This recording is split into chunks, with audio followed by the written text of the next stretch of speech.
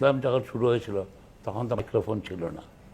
আজকে তো মাইক্রোফোন ব্যাপার করা মসজিদে, আর সেই মসজিদকে অপবিত্র হয়ে যাবে। এই যে মক্কাতে যে পাথরটা আছে জি, সেটা রয়ে গেল এখনো।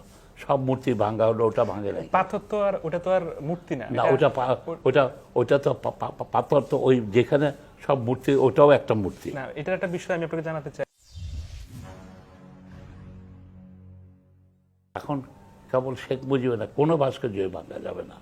এটা ধর্মটা হলো অন্তরের ব্যাপার। তোমার বাড়িতে থাকবে, মসজিদে থাকবে, সেখানে। কিন্তু এখানে রাজনীতিতে ধর্মকে যুক্ত করা ঠিক না।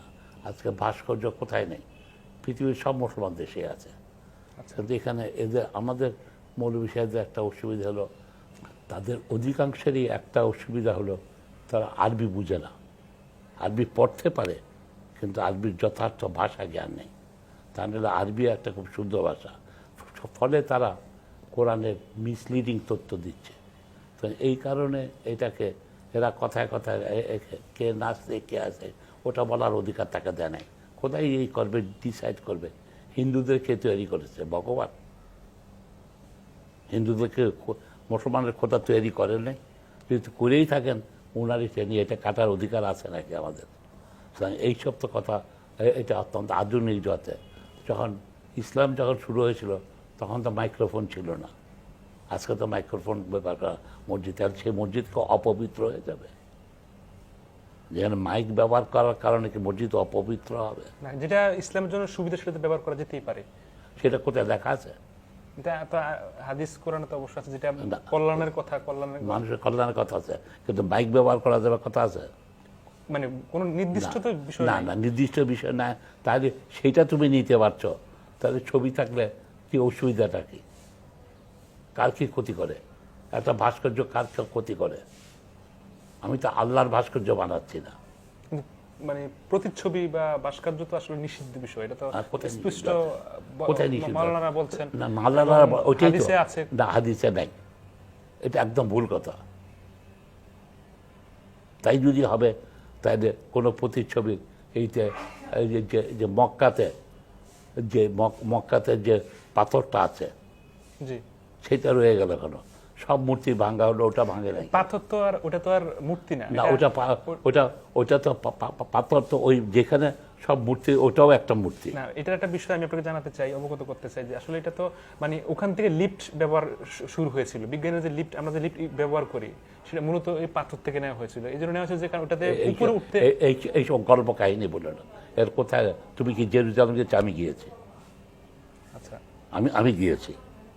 আমি এক আরব দেশ ছাড়া সব দেশ ভ্রমণ করেছি। আচ্ছা, আমি কখনো আরব দেশে যাইনি। কেন জানি? হ্যাঁ, আমি কইছি মনে করি তারা যতদিন পর্যন্ত আধুনিক না হবে ততদিন যাব না। আচ্ছা, আমার কাছে মনে হয় আমি যদি ওইটা কথা বলি, না, সেটা ওটা না, পাথর। ওটা পাথর না। উপরে এটাকে ওঠার জন্য পাথর চুমো কাটছ কেন? পাথরে যারা হজ করতে যায় তারা ওই পাথরটা, কালো পাথরটাকে চুমো খায়, তা না।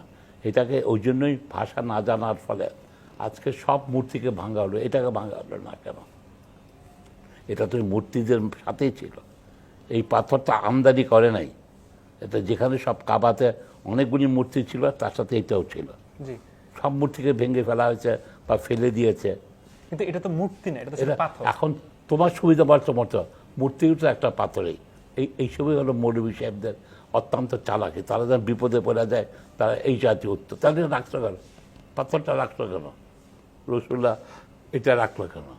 এটা হলো সেই যুগের একটা প্রমাণ উনি রেখে গেলেন। আচ্ছা, এমনি আপনার কেবল তাই না, এটাকে যেটা করেছো এটাকে বুঝতে হলে পলিটিক্স বুঝতে হবে, রসুল্লাহর পলিটিক্সটা বুঝতে হবে। যখন উনি মক্কা জয় করলেন উনি ভিতরে ঢুকলেন না কেন?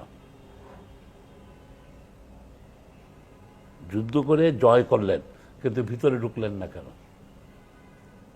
কারণটা কি? কারণ কি ছিল? হ্যাঁ, কারণ যদি ঢুকতো তার আত্মীয় স্বজন তো মারা যেত। উল্লাসে কুরাইশের লোকজন নিয়েই তো তারা বিরোধিতা করেছে। তারা নিজেদের মধ্যে কাটাকাটি মারামারি হতো, অনেক বেশি লোক মারা যেত। তাই সেই জন্য উনি একটা সন্ধি করে ফিরে আসলেন, কারণ কুলিং ডাউন বলে। যেমন কি নেলসন ম্যান্ডেলা সে 2 বছর পরে আসলেন কেন জিতার পরও? কারণ লোকের ক্ষোভ উপশম করা। আচ্ছা, এটা কি নবজির পজিটিভ বিষয় ছিল না? এটাই তো পজিটিভ, ওনার বুদ্ধিমত্তার পরিচয়। জি, তাই সেটাই তো আমি বলছি, রসুল্লাহ ভীষণভাবে অত্যন্ত ভবিষ্যৎ দেখতে পেয়েছেন, করেছেন। সেটার জন্য উনি ঢুকেন নেই। এসে তখন স্বভাবতই যে এরা তো মক্কাবাসীরাই তো ইসলামের মূল ধারকে, কিন্তু প্রচার হয়েছে মদিনাতেই ওনার সম্পূর্ণ জীবন কেটেছে। এখন যদি উনি মক্কাকে রাজধানী করে তাহলে উনার কি প্রমাণ হতো? উনি সুবিধাবাদী ওনার। সেই জন্য উনি কী করলেন, মদিনাই রাজধানী থাকলো, কিন্তু কাবাকে পৃথিবীর রাজধানী বানিয়ে দিলেন। ওই যে একটা পাথর দিয়ে সবাই মক্কাতে যাচ্ছে সবাই, সেটাকে একটা রয়ে গেল। আচ্ছা, সে এটাকে যেমন কি একটা ভাস্কর্য দেখার জন্য, আইফেল টাওয়ার দেখার জন্য প্যারিসে গেলেই সবাই দেখে, সবাই এটাকে ধরে করে চুমু দেয়। এই জন্য এটাকে বাস্তববাদী হলে এইসবের যে কখনো তর্ক করবে না। এটা আচ্ছা, ধর্ম, হাদিস, কোরআন বা আল্লাহ রাসূলের কথা যে বললেন, এই নিয়ে আপনার জ্ঞান দেন এবং আপনার পারসেপশন কি? পারসেপশন না, আমি আরবিতে ধর্ম পড়িনি, কারণ আমার আরবি ভাষায় জ্ঞান নেই। কিন্তু আমি অন্যান্য ভাষায় এইসব সম্পর্কে যত গবেষণা হয়েছে তার অনেকগুলিকে আমি পড়েছি, জেনেছি, বোঝার চেষ্টা করেছি আমি সম্পূর্ণ। যেমন কি আমি আল আজহারে যে তাদের যে গ্র্যান্ড মুফতির সাথে আলাপ করেছি বিশ্ববিদ্যালয়ে, হ্যাঁ, আর টিউনিশিয়াতে, সেখানে মুসলমানদের বড় পুরানো বিশ্ববিদ্যালয়, সেখানে আলাপ করেছি। ইন্দোনেশিয়ায় গেছি আমি সম্পূর্ণ জিনিসের। আজকে আমাকে কলকাতার যে জামে মসজিদে তাদেরকে, দিল্লিতেও আমি বিভিন্ন যে বোঝার চেষ্টা করেছি। তাই আমি মনে হচ্ছে এটা ধর্মটা অন্তরের ব্যাপার, আমাদের এই ব্যাপার। এটা নিয়ে অকারণে তর্ক বিতর্ক করা উচিত না। এটা যুগের পরিবর্তনে। আজকে যদি আমি প্রশ্ন করি যে মেয়েদেরকে,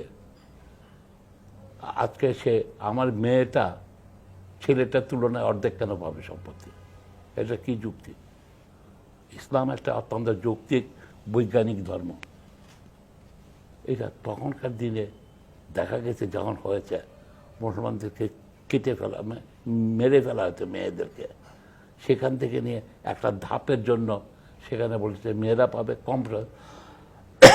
তো যুক্তি দেখিয়েছে তারা যে মেয়েরা যে তার শ্বশুর বাড়িতে পাবে, একথা কোরআনের কোথাও লেখা নাই যে শ্বশুর বাড়িতে পাবে। এটি তো এইসব মৌলবীদের সাহেবদের তৈরি, এটা তৎকালীন রাজনৈতিক কারণে সেটা হয়েছে।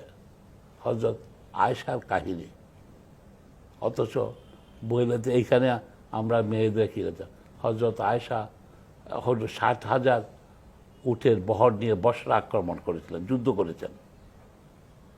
সুতরাং ওটাকে পর্দার মধ্যে দিয়ে করেছেন। এইসব নিয়ে ওই জন্য তর্ক করা, যেহেতু আরবি আমরা জানি না, আর মৌলভী সাহেব আরবি পড়তে পারে, সে ভাষা আরবির এর প্রতিশব্দ অনেক বেশি আছে। এটা খুবই ইন্টারেস্টিং ভাষা, এটা খুবই, সেটা অত আমরা তো পড়াই না মাদ্রাসায় এইটাতে। এইসবের কারণে এইটা একটা ভুল বুঝাবুঝি। এই জন্য ধর্ম নিয়ে যদি খোলা মনে আলাপ করতে না পারলে হয় না।